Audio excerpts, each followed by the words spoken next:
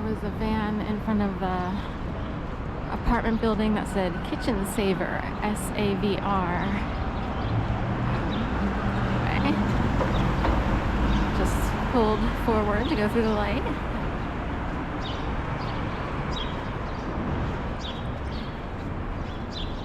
I'm a little later this morning. I kind of needed a break yesterday. I usually, most of my life I've always had work every day, pretty much, even if it's only one. It's still the idea, I never really have a vacation or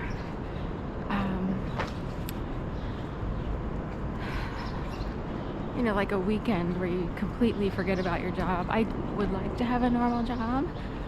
It's hard to find, especially because of what began in 2011 and the harassment ever since. So part of the harassment could look like 50 million rejection letters, It's kind of normal to not always be able to find a job very easily, but at some point people get picked up somewhere. So I sort of have to cobble together and hustle through various, gigs, if you will. So there we go. So yesterday I kind of just felt like, I was going to come out and do a nighttime. I usually do, night and morning videos, but I just needed to take a break. So, and because sunrise is a little bit later, even still, in a way I'm still up and the sun is just rising. It's, just after 7 a.m., compared to 5 a.m. So.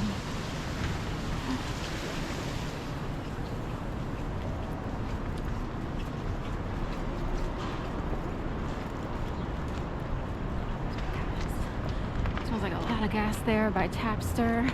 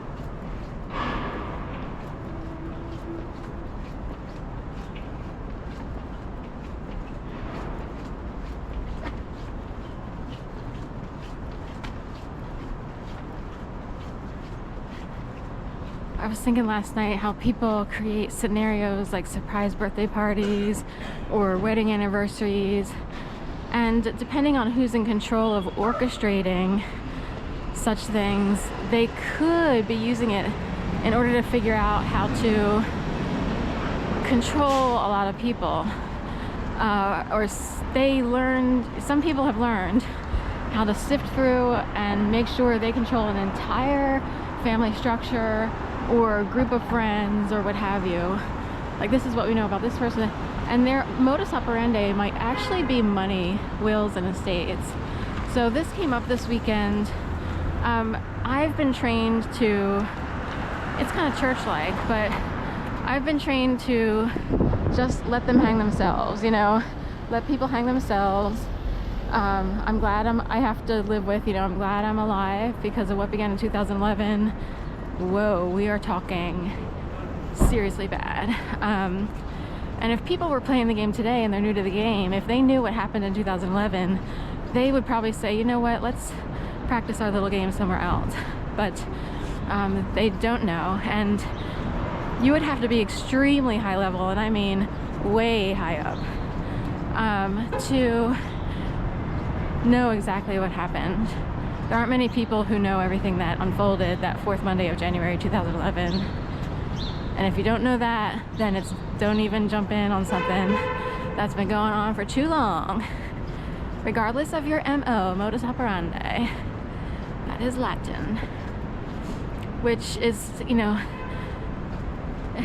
which is steeped or rooted in Italian, I believe.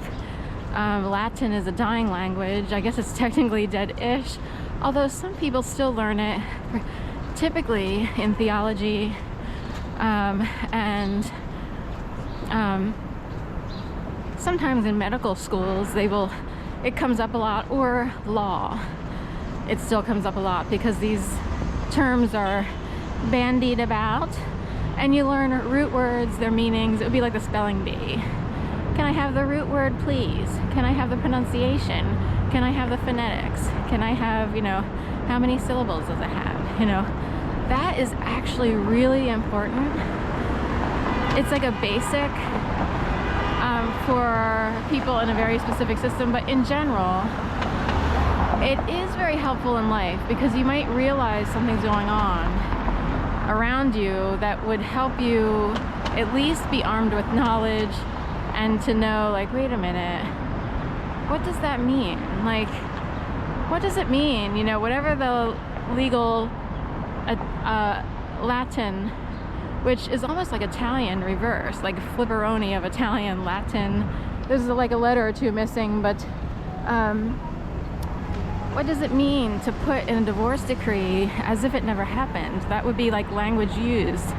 I came across some documents that I saved the other day for years and years. Well, my mom actually saved a lot of stuff, and then she sent me some things because I was doing a special blog about adult children of divorce, and it's based on the legacy of suffering of those who are strewn aside and cast aside, and the inability to trust or connect and have good relationships.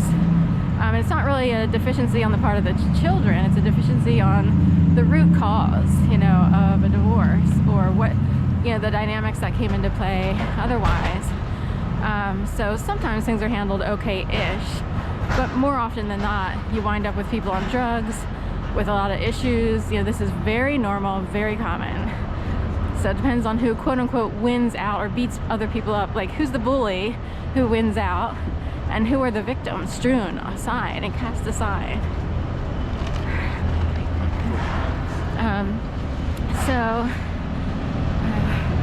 Anyway,